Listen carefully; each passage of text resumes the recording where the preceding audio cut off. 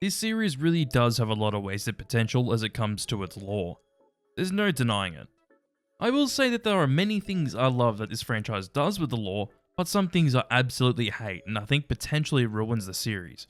So today, I will be explaining the wasted potential of the Five Nights at Freddy's lore. Originally to do this, I was going to go through all the lore with each entry in the franchise, but I'm just going to be honest.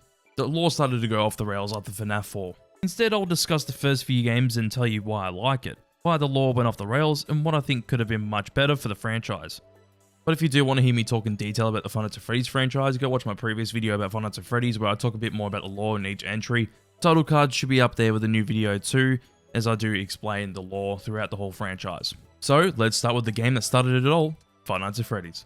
This game starts it all off in a very simple way with just having a pizzeria called Freddy Fazbear's Pizza, with 5 animatronics that attack the night guard, one being the secret character Golden Freddy.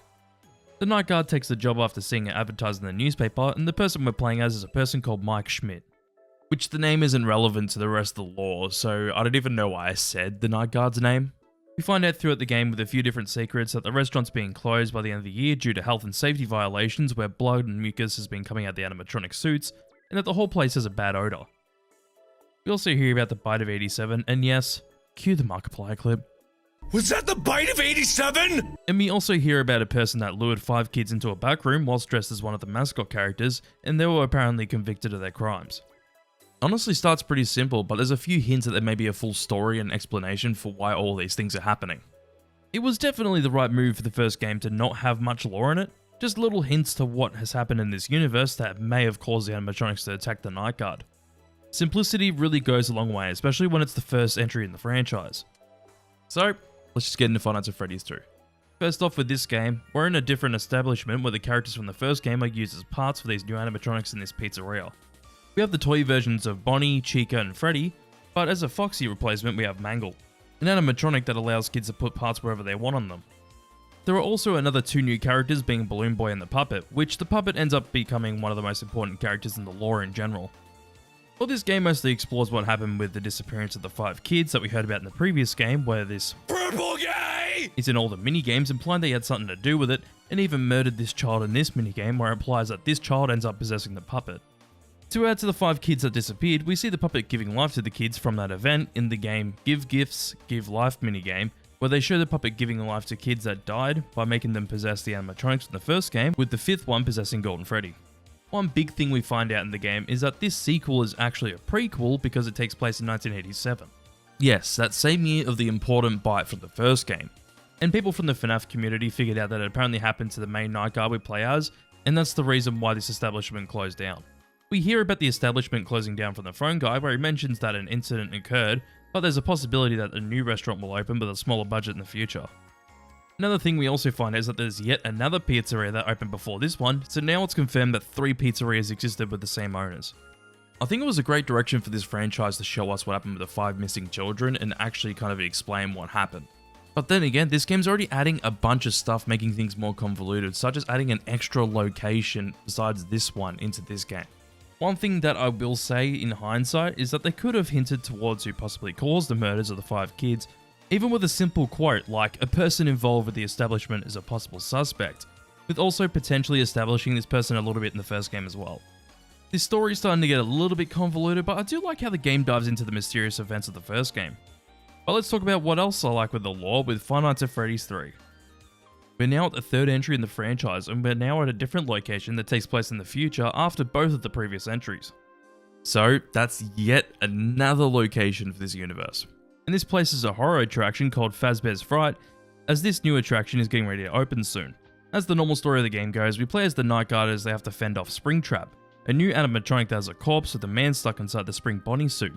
We find out throughout the game that the man in the suit is the same purple guy from the minigames of the previous game, as he's now gone on to possess the suit after dying in it from the spring locks. The minigames after each night shows us this, where the purple guy dismantles the original animatronics out of fear that they'll be after him after he ends them all. With the last minigame, we see that the souls of the children surround the purple guy as he tries to go and hide in the Spring Bonnie suit to then meet his demise. But then he possesses the suit instead. If you go through the game normally and beat Night 5, you'll get the bad ending where the 5 original animatronics will have their eyes lit up, symbolizing that the souls are still possessing the animatronics. You also have a different ending after beating Nightmare mode where the whole place burns down to the ground as you see Springtrap on the floor if you brighten up the image. Of course they had to come into the games after it being a big thing with the website teasers. But to get the good ending, you have to activate different mini-games throughout each night and give cake to the crying child. When you get to night 5 with the last minigame, after doing all those other things, you give cake to the crying child as all their souls move on to the afterlife as they see the masks of the animatronics they possess drop on the floor. I really like that the third game tries to tie up the whole franchise, and hey, I think it's a good ending. But of course, it doesn't end here, even though Scott planned this franchise to be a trilogy. So, yeah, you know the drill, let's get into Five Nights at Freddy's 4. Yet another game in the franchise, and this one was made mainly because Scott wasn't happy with Springtrap's jump scare. And honestly, that's a fair reason, but I guess Scott could have just patched FNAF 3 with a better jump scare. Also, guess what?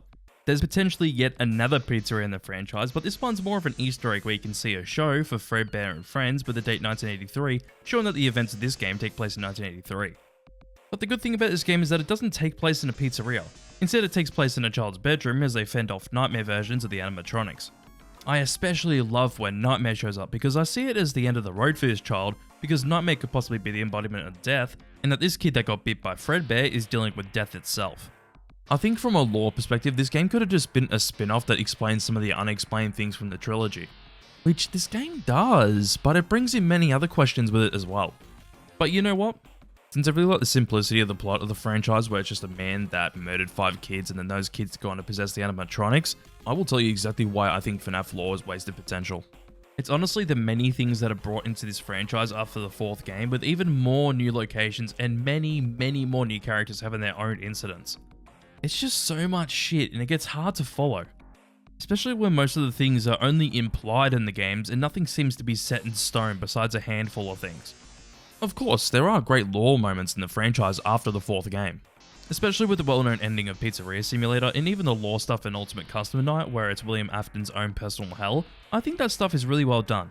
But I feel like FNAF was bound to get confusing and convoluted, especially since Scott is mainly a game creator, not a storyteller. One source of media that I really think utilizes what I like about the FNAF lore is Squimpus' FNAF VHS series. This series caught my attention straight away as it kept the disturbing tone of the first 3 games and made its own story that works well with those first 3 games. I think this series shows so well what I would like the franchise to be, since it is very simple with the story, but it still leaves some things open and vague for the viewer to fill in.